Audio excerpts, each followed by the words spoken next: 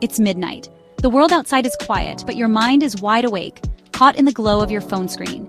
You keep scrolling, thumb moving almost on autopilot, as if the next post or video will finally bring the satisfaction you're looking for. You know you should be sleeping, or at least winding down, but you can't seem to stop. The hours slip by and you're still glued to the endless feed. Meanwhile, that project you were so excited about just a few days ago, it's still untouched, waiting for you to begin. The blank document on your laptop stares back, almost taunting you, as you promise yourself you'll start tomorrow. But tomorrow keeps getting pushed further away. The gym bag you set out with the best intentions sits by the door, gathering dust. The empty notepad and pen on your desk are reminders of plans you haven't started. Each item is a silent witness to your stalled ambitions, waiting for you to take action. You wonder, why do we sabotage ourselves, even when we genuinely want to do the work? Why does it feel so hard to just begin, even when we know it's important to us? This isn't about laziness or a lack of willpower. It's your brain's wiring at play, constantly seeking comfort, avoiding discomfort, and tricking you into short-term relief instead of long-term progress. The urge to procrastinate is deeply rooted in how our minds are built to protect us from stress and uncertainty. But you're not alone in this struggle. Today, we'll break down the real reasons why procrastination happens, explore the science behind it, and share practical, evidence-based strategies you can use to finally beat it. You'll learn how to outsmart your own brain and build habits that stick. So, are you ready to close those tabs, silence the distractions, and finally get moving? Let's dive in and decode the psychology of procrastination, so you can reclaim your time, your focus, and your goals. The hardest part of any task is often just getting started. When you look at a big project or a long to-do list, it can feel completely overwhelming, almost paralyzing. Your mind starts racing with all the things you need to do, and suddenly, even the simplest task feels impossible. This is when procrastination sneaks in, convincing you to put things off for later.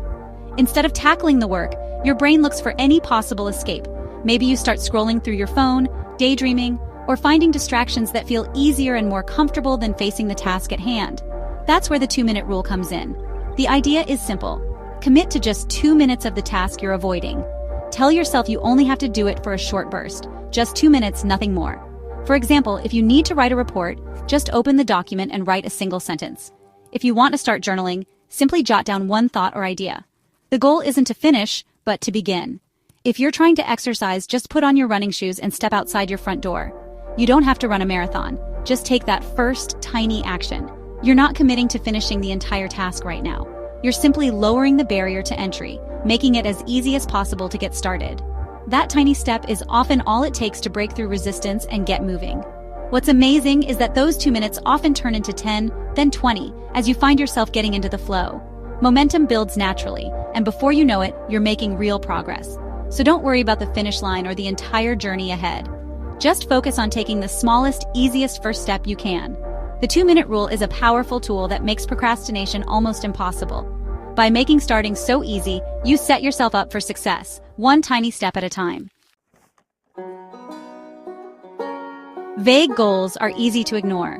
When your tasks are just floating around in your mind, it's easy for them to get lost or pushed aside by distractions. You might feel overwhelmed by everything you need to do, but not know where to start. That's why making your goals visible is so powerful. Make your tasks visible and concrete. Write them down in a way that you can see them every day. This simple act turns your intentions into something real and actionable, instead of just ideas in your head.